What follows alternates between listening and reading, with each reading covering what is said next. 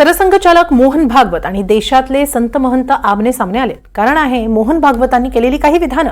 देशातल्या प्रामुख्याने उत्तर भारतात अनेक छोट्या मोठ्या शहरांमध्ये सध्या जुन्या मशिदी आणि दर्ग्यांच्या जमिनी तसंच आस्थापनांवर हिंदू संघटना दावे करतात। सरसंघचालकांनी मात्र काशी मथुरा सोडून इतर ठिकाणी असे दावे करणं थांबलं पाहिजे असं मत व्यक्त केलं। मात्र संत महंतांना हे मत मान्य नाही, त्यामुळे संघ आणि महंत आमने सामने आलेत। भूतकाळाच्या ओझ्याच्या परिणामामुळे अतिरेकी तिरस्कार, द्वेष, शत्रुता, संशय याच्या पोटी रोज एक नवीन प्रकरण काढणे हे कसं चालेल? हे नाही चालणार। सरसंघचालकांच्या याच विधानावरून देशात मोठं वादळ उठलंय। मोहन भागवतांच्या विधानाला 4 वेगवेगळे संदर्भ आहेत। पहिला संदर्भ 90च्या दशकात मंजूर झालेल्या प्लेसेस ऑफ वर्शिप ऍक्टला सर्वोच्च न्यायालयात देण्यात आलेलं आव्हान। दुसरा संदर्भ राम जन्मभूमी बाबरी मशीद प्रकरणात सर्वोच्च न्यायालयानं दिलेल्या निकालात वादग्रस्त जागांच्या सर्वेक्षणाविषयी व्यक्त करण्यात आलेलं मत। तिसरा संदर्भ आहे उत्तर प्रदेशातील संभलमध्ये मशिदीच्या सर्वेक्षणातून पुढे आलेले मंदिराचे अवशेष। आणि चौथा संघाच्या शताब्दी वर्षात एका धर्मापुरती मर्यादित संस्था अशी ओळख। भूतकाळाच्या ओझ्याच्या परिणामामुळे अतिरेकी तिरस्कार, द्वेष, शत्रुता, संशय याच्या पोटी रोज एक नवीन प्रकरण काढणे हे कसं चालेल? हे नाही चालणार। शेवटी आपलं सोल्युशन काय आहे? जगाला आपल्याला दाखवायचं आहे की आपण सगळे एकत्र नांदू शकतो। आपल्या देशात त्याचा छोटासा प्रयोग झाला पाहिजे। तो प्रयोग करताना आहेत आमच्या या सगळ्यांना सामावून घेणाऱ्या अनेक पंथ संप्रदायांच्या विचारधारा आमच्या इथे आहेत।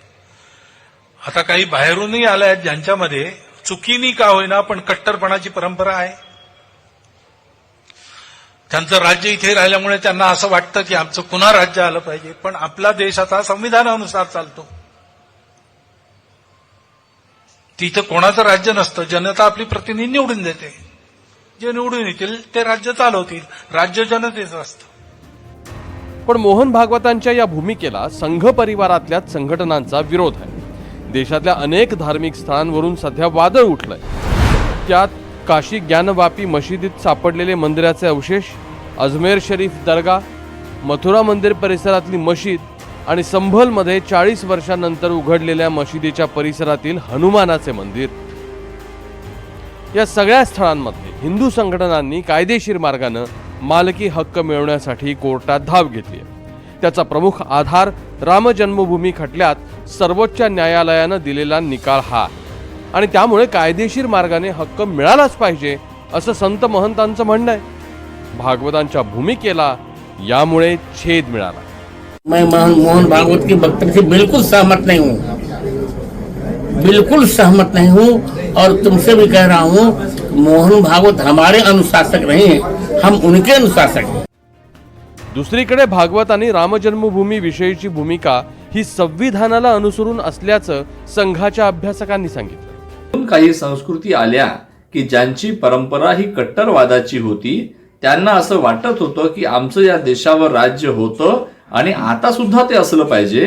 परंतु सरसंघचालक म्हणतात की आता देश संविधानाने चालतो, हा कोणाच्या एकाच्या मर्जीने चालत नाही। आपण एकमेकांच्या श्रद्धांचा आदर केला पाहिजे असं सरसंघचालकांनी म्हटलेलं आहे। त्यामुळे हिंदूंची परंपरा ही सर्वांना मिळून मिसळून घेण्याची परंपरा आहे असं सरसंघचालकांनी म्हटलेलं आहे। राष्ट्रीय स्वयंसेवक संघाच्या स्थापनेला पुढील वर्ष 100 वर्ष पूर्ण होत आहे।